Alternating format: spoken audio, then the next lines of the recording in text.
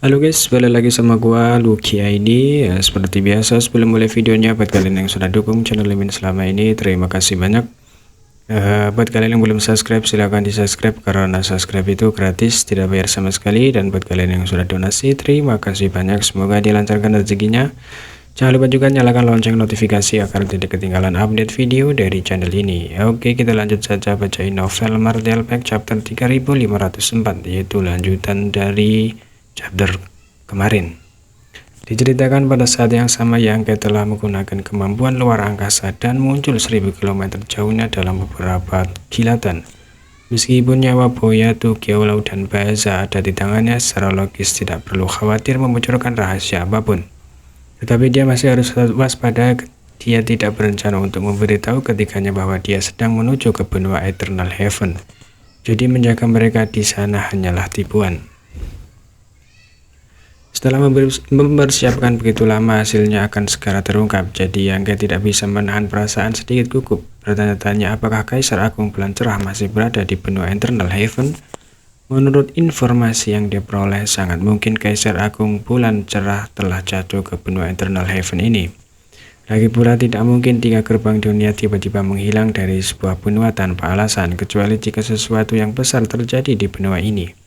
Dan perjuangan antara Kaisar Agung dan Saint Iblis sudah cukup untuk mengubah lanskap sebuah benua. Dalam waktu kurang dari 1 jam, Yang telah tiba di dataran tinggi yang dengan hati-hati menghindari ras iblis des asli di benua ini. Setelah tiba di sini, dia menggunakan Divine Sense-nya untuk memindai area tersebut. Tempat ini awalnya memiliki gerbang dunia yang terhubung ke benua Eternal Heaven dan salah satu dari 3 gerbang dunia yang telah menghilang, namun itu tidak menghilang lama. Jadi, jika dia tidak menemukan tempat yang salah, dia seharusnya bisa mendeteksi beberapa jejak. Segalanya berjalan cukup lancar dan setelah kurang dari waktu dupa, Yang telah mendeteksi aura yang ditinggalkan oleh gerbang dunia terbang tinggi ke langit. Hukum luar angkasa meloncat dan tangannya menusuk ke dalam kehampaan. Mengambil nafas dalam-dalam, dia merobeknya. Seolah-olah sepotong kain telah robek, telah muncul di kehampaan, memungkinkan satu orang untuk masuk. Yang melihat sekeliling sejenak sebelum sosoknya melintas dan dia terjun. Sebelum dia bisa beradaptasi dengan pemandangan baru di depannya, Yang telah menggunakan teknik rahasia nihilitinya pada saat yang sama, mengeluarkan dirinya ke dalam kehampaan sambil secara bersamaan menyatukan auranya. Tidak mengungkapkan aura sedikit pun. Namun dia segera menemukan bahwa dia agak terlalu gugup. Tidak ada aura makhluk hidup di sini, setidaknya tidak dalam jangkauan Divine Sense-nya. Awalnya dia menduga bahwa jika Kaisar Agung Bulan Cerah benar-benar jatuh ke benua Eternal Heaven, tempat ini pasti akan dijaga ketat, tetapi siapa yang mengira itu akan menjadi pemandangan di depannya. Situasi seperti itu berarti tebakannya salah atau Kaisar Agung Bulan Cerah telah jatuh lebih dalam ke dalam perangkap ras iblis. Namun terlepas dari kemungkinan apa itu, karena Yang telah tiba di benua Eternal Heaven, dia harus menyelidikinya secara menyeluruh.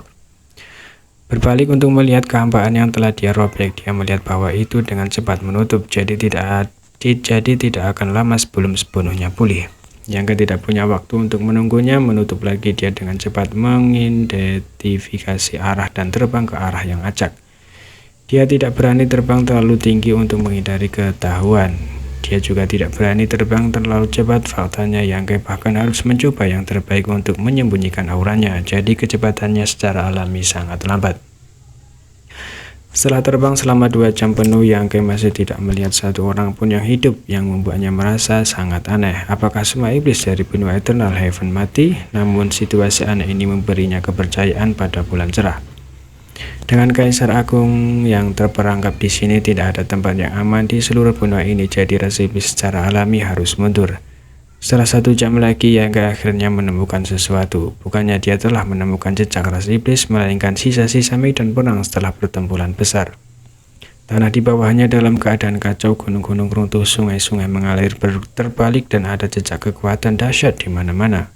Ada jurang dalam yang membentang sejauh beberapa kilometer, seperti bekas luka yang tidak akan pernah sembuh antara langit dan bumi.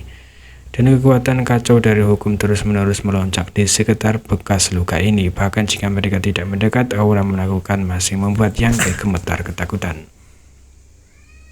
Dalam kehambaan ada juga banyak retak void yang tidak bisa ditutup, membentuk jaring pembantaian di seluruh dunia. Siapapun yang berani mengganggunya pasti akan mati tanpa situs pemakaman.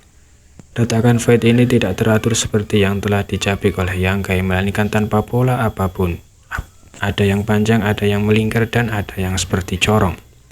Tapi tidak peduli yang mana, sekelilingnya dipenuhi dengan energi hukum yang merusak. Energi hukum ini seperti racun, mencegah dunia memperbaiki dirinya sendiri.